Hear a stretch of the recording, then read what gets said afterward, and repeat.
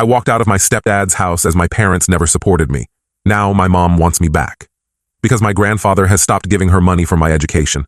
I'm a 20-year-old college student, and for the past 5 years, I've been living with my mom and stepdad. To say it's been tough would be an understatement. The atmosphere at home is always tense, especially when it comes to my relationship with my stepdad. He seems to find fault with everything I do, no matter how hard I try. Just last week, I had a study group session for a big project we're working on. We lost track of time, and I ended up getting home around 9 p.m. As soon as I walked through the door, my stepdad started yelling at me for being late. I tried to explain that we were working on an important assignment, but he wouldn't listen. He went on and on about how I was probably out partying and wasting time. It didn't matter that I had told my mom where I was going or that 9 p.m. isn't even that late for a college student. He just kept criticizing me until I retreated to my room. This isn't the only time he did so. A few months ago, I got my results back for a really challenging exam. I scored a B+, which I was pretty proud of considering how difficult the class was. When I showed my stepdad the grade, hoping for some encouragement or at least acknowledgement of my hard work, he just scoffed and said, "Is that the best you can do? You should be getting straight A's." It really hurt to have my achievement dismissed like that. I felt like nothing I did was ever good enough for him. Even simple things become a source of fight. Last summer, I got a part-time job at a local coffee shop. I thought my stepdad would be pleased that I was showing initiative and earning my own money. Instead, he complained that my work schedule was disrupting family dinners, which were rarely pleasant anyway, and that the job would distract me from my studies. I couldn't win no matter what I did. My mom isn't much help in these situations. She's always been more focused on her own life than on being a mother. When I was younger, she'd often forget important things like packing my lunch for school or signing permission slips for field trips. I remember having to fake her signature more than once, just so I wouldn't miss out on school activities. Now that I'm in college, she barely asks about my classes or how I'm doing. It's like I'm just a roommate to her, not her son. I guess I should give some background on how we ended up in this situation. My mom and dad split up when I was 15. Their marriage had been rocky for years, with constant arguments and tension in the house. My mom always had to have the last word in every fight, and she'd manipulate situations to make my dad look like the bad guy. I remember one particularly bad fight when I was about 12. My dad had forgotten to pick up some groceries my mom had asked for. Instead of just reminding him or going to get them herself, my mom turned it into a huge argument. She accused him of not caring about the family, of always putting his needs first. She brought up every little mistake he'd ever made and twisted them to make him sound like a terrible husband and father. I could see my dad getting more and more frustrated, trying to defend himself, but never getting a word in edgewise. Don't get me wrong, my dad wasn't perfect either. He had a temper and would sometimes say hurtful things in the heat of the moment. But looking back, I think my mom pushed him to his limits. She knew exactly which buttons to push to get a reaction out of him, and then she'd play the victim when he finally snapped.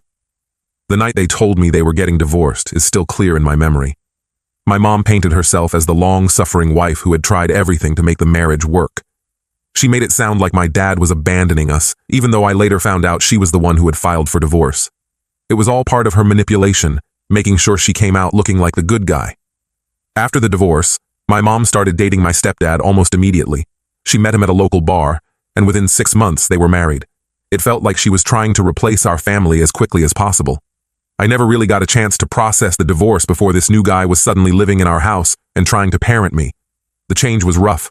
My stepdad came in with his own ideas about how things should be done, and he wasn't interested in considering how his presence was affecting me.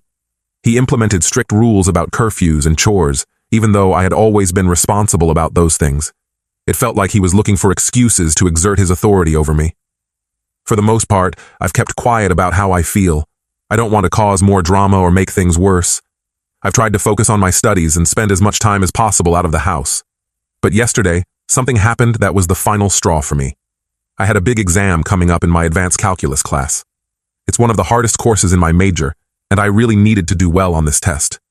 I had been studying all day, but I still felt like I needed more time to review some complex concepts. Around 11 p.m., I moved to the living room to study.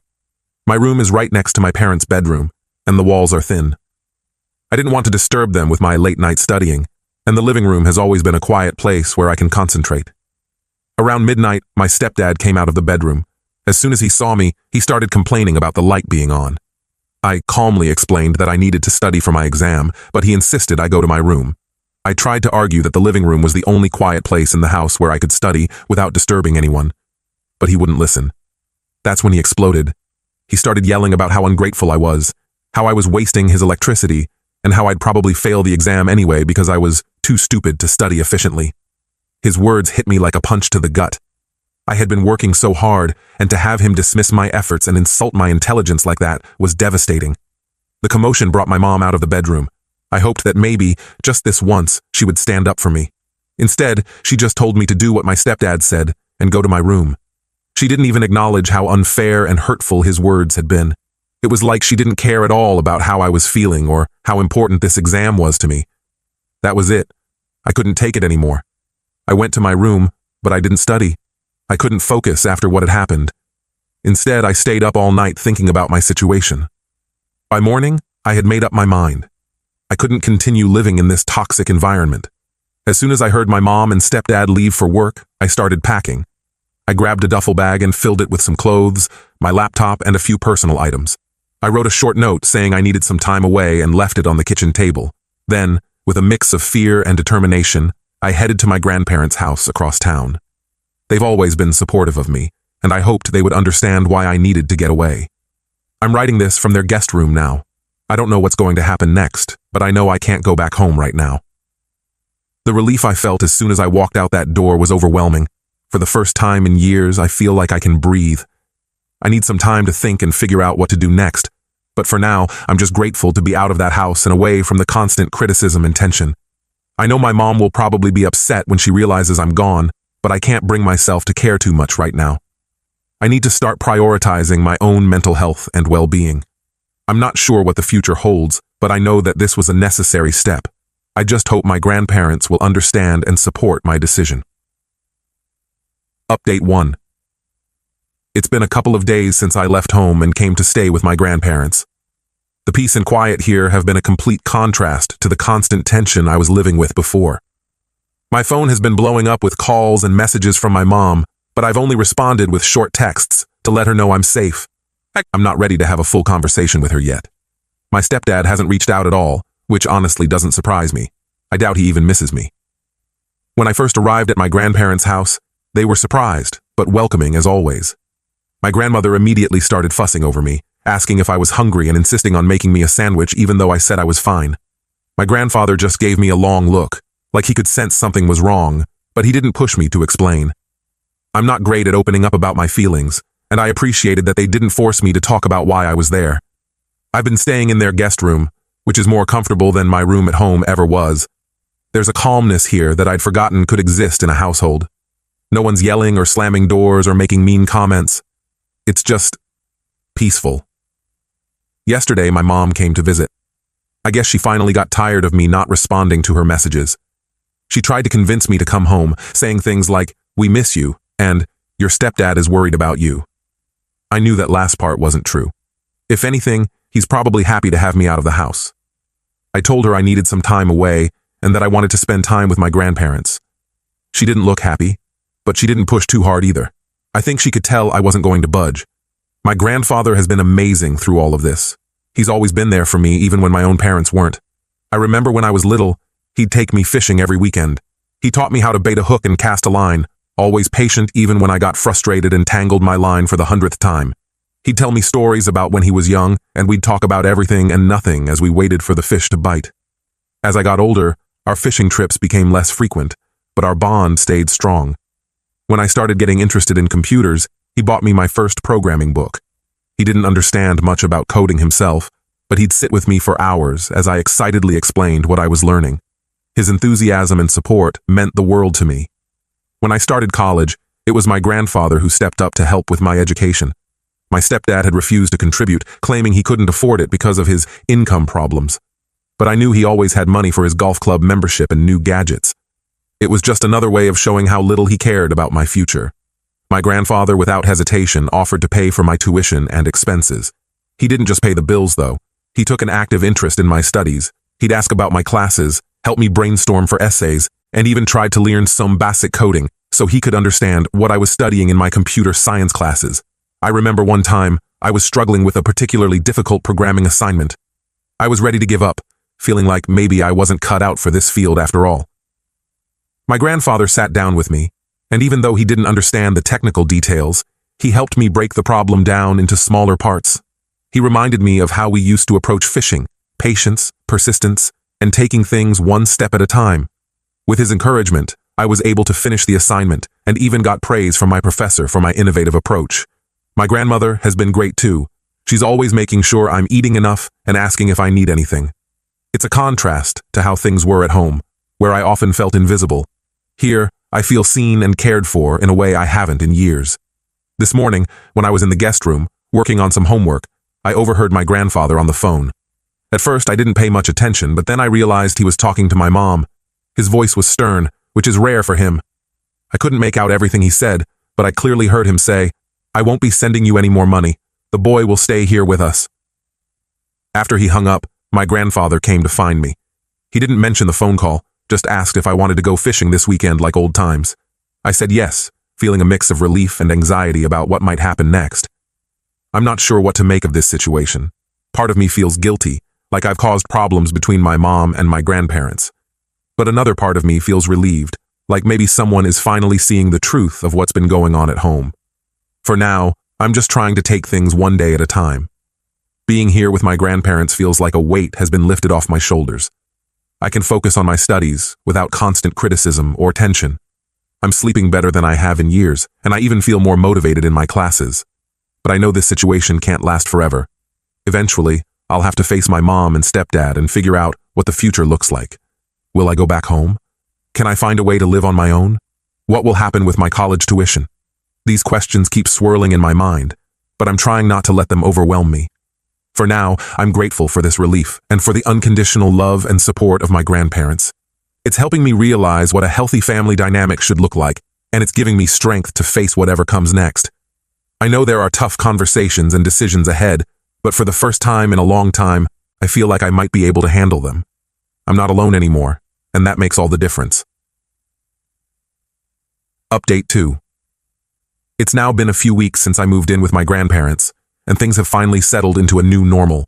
The peace and quiet here have been incredible for my studies. Without the constant stress and arguments at home, I've been able to focus better than I have in years. My grades are already improving, and I'm actually enjoying my classes again. It's amazing how much easier it is to learn when you're not constantly walking on eggshells or dreading going home. My grandparents have been amazing, but they've also been concerned. They had been asking every other day why I really left home, sensing there was more to the story than I was telling. At first, I kept brushing off their questions, not wanting to cause any family drama. I've always been the type to keep my problems to myself, not wanting to burden others. But 2 nights ago, everything came out, and it was after that night that my grandfather called my mom and shocked her with his decision. We were sitting in the living room after dinner. My grandmother had made my favorite meal, and there was a comfort in the air that made me feel safe. My grandfather gently asked again what had been going on at home. Maybe it was the calm atmosphere, or maybe I was just tired of keeping it all inside, but I finally opened up. I started talking, and once I began, it was like a dam had broken. I told them everything: the constant criticism from my stepdad, the neglect from my mom, the tension that filled the house every day. I explained how my stepdad would belittle my achievements and make me feel worthless.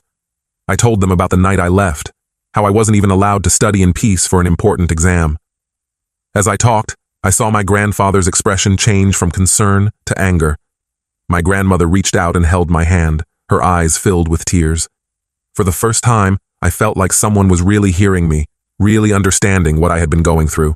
When I finished, my grandfather asked if my mom had been taking care of me properly, if my education fees were being paid regularly, if my needs were being met.